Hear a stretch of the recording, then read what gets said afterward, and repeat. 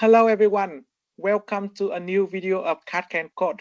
In this video, I'm going to demonstrate primitive recursive function using OCaml, a functional programming language. Through this video, you will develop your understanding of primitive recursive function in the field of theory of computations. You also learn how to apply that understanding in practice through a functional programming language called OCaml. You also learn how to use the basic building blocks of primitive recursive function to build more complex functions. If you think these type of videos are useful for your learning, make sure to like and subscribe to my Can Code YouTube channel. It will make it easier for you to view the future videos. Thank you. All right, so let's have a look at the basic function of primitive recursive function. There are four basic functions in primitive recursive function.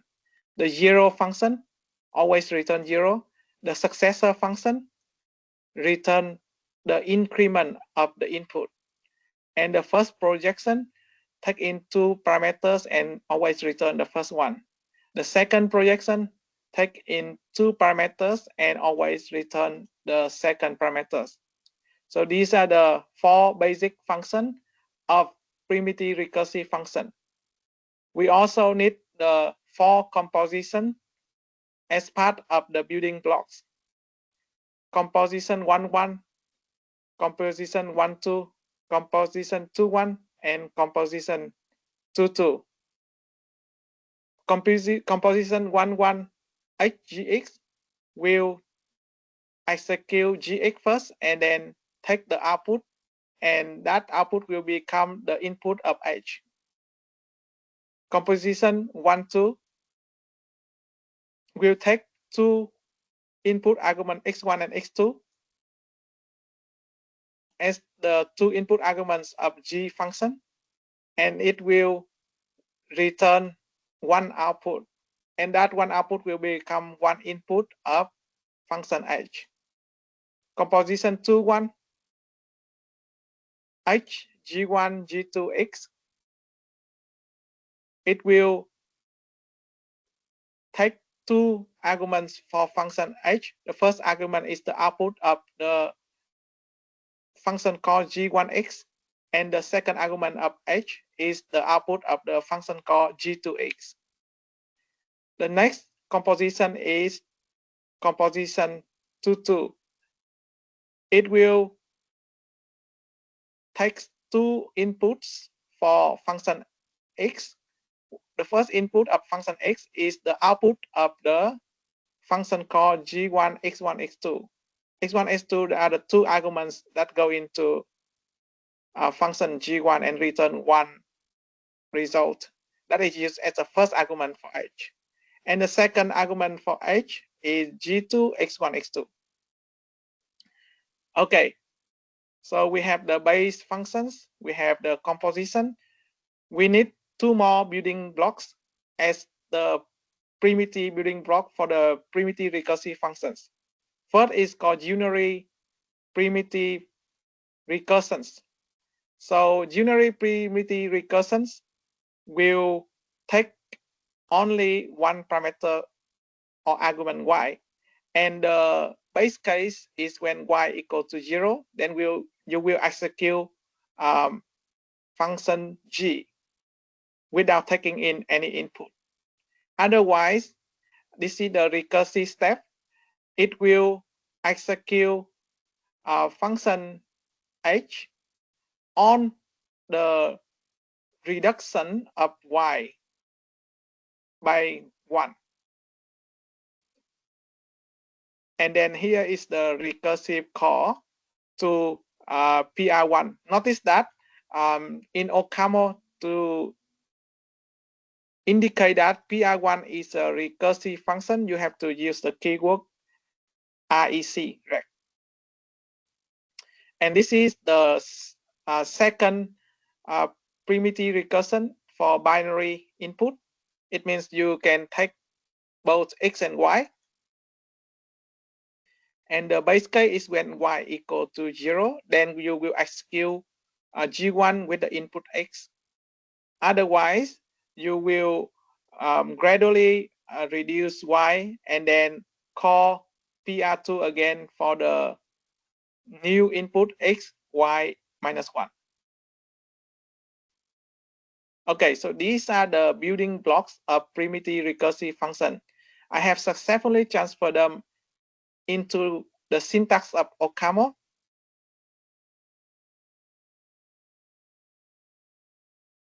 Let's see how can we implement some symbol methods or functions using the building blocks that we have. The first really simple function that I want to show is the identity function. The identity function just return the function, just return the input itself. You also can use the zero function and the successor function and the unary primitive recursion to implement this. But to keep it simple, I just use the shortcut here, return X directly.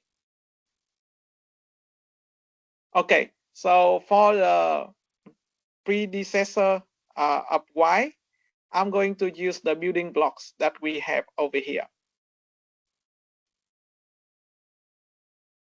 So to return Y minus 1, I'm going to use the unary primitive recursions. And the base case is when I reach 0, I will just return 0. And for the inductive step or for the recursive step, which is the function h over here, this is where I want to say the predecessor of n plus 1 will be n, and the step function is gonna be h, which is this function here. It will take 2 arguments. The first one is y minus 1, which is n in this case, and the second argument is this part here that I don't need, because I just need to return n. So I can ignore the second component of my h function call. So that's why I just put in n and then underscore mean empty or ignore, and I just return n directly. And this is the input of your unary primitive recursions. All right. And I can show you the running of that here, where I call predecessor of 5, it will return 4, which is correct. Okay, now let's build a bit more complex function using the addition method. So for the addition method, this is the recursive definition of addition method. So this is the base case. When you add 0 to a number, it will return that number. And when you add y plus 1 to a number x, you can recursively call addition between x and y, and then you call the successor of add xy, because successor is already the basic function, so you can use it as part of your recursive call. Okay, so this is the implementation of this idea in OCaml syntax. So the addition function will take in 2 inputs, integer to integer numbers, and I'm going to reuse my PR2 binary recursion building block. So the first argument here is G1 is the base case, which is just return the number X, because when you add 0 to a number, you just return that number. That's the base case where you stop the recursive function call. And in this case, as you can see, that G2 is not used in my primitive recursions. So I just use a symbol identity function here as a placeholder. So the important one is the recursive step is when I try to say the addition of X and Y plus 1 is the successor of the addition of X and Y. The underscore here as the input of this function without a name is stand for the X, Y minus 1 arguments in this function H function called with the name H. And it is unused for this case because only the return value is needed for the successor. So I don't need to provide detail for the first argument of my H function recursive step. That's why I use the underscore here. And this is the two inputs, X and Y, at the end. All right, and I try my recursive addition methods with the two input 3 and 4. You can see the result here is 7, which is correct. All right, now I know that I already have the addition function. I can try to build multiplication. That's the beauty of primitive recursive functions, because with primitive recursive function, once you have the base and you build other primitive recursive function, you can now use them to build other recursive primitive functions that are more complex. For example, with multiplication, I can reuse addition because I know that addition can be successfully built from the basic building blocks. So now addition can be used as well as the building block for more complex methods like multiplication.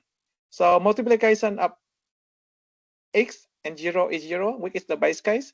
And multiplication of X and Y plus 1 is the addition of X and the multiplication of X and Y.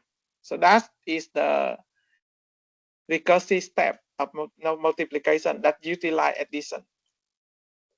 So similarly, I use the PR2 recursive basic building block, and the base case G1 is basically just multiply a number with 0, and it's always return 0. So I'm using G as the 0 function. As you can see here, G is a 0 function. It's always return 0. And this means if I multiply any number with 0, I will return 0. So this is the base case G1. Because G2 is again unused in my primitive recursions, binary primitive recursion. So I just use the identity function as a placeholder. And then over here, as you can see, the step function H will take in 2 arguments, but I don't need to use the second argument. It can be ignored. So the second argument stands for the Y minus 1 because I don't need to have that value. My recursive step only need X and the result r of the multiplication of the recursive function call. So I just need to keep x and r. That's why I put underscore here, because I don't need y minus 1 there. Okay, and this is the final input argument of my recursive function called PR2. Okay, PR2. Yep. All right, so I have finished defining multiplication recursively based on addition method that I have constructed before. I have tested it with the two input x, y, 3, x equal to 3 and y equal to 4, and the result is 12, which is correct as well. Okay, now I have multiplication. Similarly, I can use multiplication to build power or exponentiation. So x power 0 is 1, and x power y plus 1 is the multiplication of x and power xy. So that's the recursive relationship. Okay, but because I don't have a way to represent 1 yet, so I make a function 1, which is the successor of the building block successor, and then the two input is 0. So 0, 0. So the function 0 will always return 0 no matter what. So I just put 0 here. It doesn't matter. It will always return 0. Sorry, over here. Yes, it always returns 0. So successor of 0 is 1. That's why it's correct. Because the function g always returns 0 no matter what the input is. So I just put 0 here. All right. So now I have 1. Okay, now I'm going to define the power function that take in two arguments x and y, and I'm going to use my recursive function PR2, and this is the base. This is the base G1. When you only have x and 0 as the two inputs, so x power 0 is 1. I don't really need to put it here. I don't really need to put it there because I don't need it for the result. If you notice, I don't need the input for this to be here. So because I can return 1 no matter what value of x, right? So I don't really need x here. So for the function g1, I don't have any important input arguments. So I just put underscore here. Again, G2 is not used in my PR2, so I just put a placeholder identity function here. And this is the recursive step where I have function, and then I have a function h that take in two inputs, which is x, y minus 1, and this recursive function call. Okay, I don't really need the y minus 1 in this case, because when I do power, I don't need y minus 1 in this case, because when I do power, I only need to care about the value of x, which I put here, and the result r, which is returned from the recursive function call. So I only keep x and r here, and I use underscore as a placeholder for y minus 1, because I don't need to use it. All right, and this is the recursive function call where I multiply x with the return value of the core R. Okay, so this is the multiplication between X and R.